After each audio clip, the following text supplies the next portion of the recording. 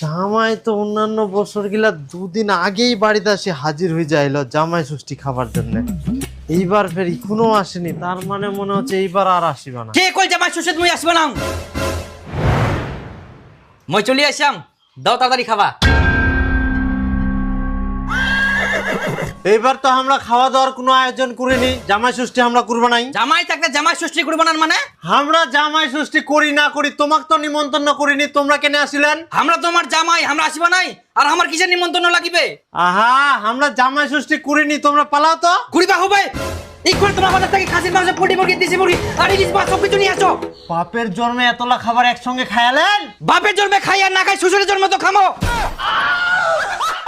সে 100 কিছু আনবা নাই তোমার জন্য, জীবনটা শালা জ্বালাই খাল। ভালো মন্দ যা রান্না করিব গন্ধ সঙ্গে সঙ্গে আসি না, সব খাই চলে যাবে।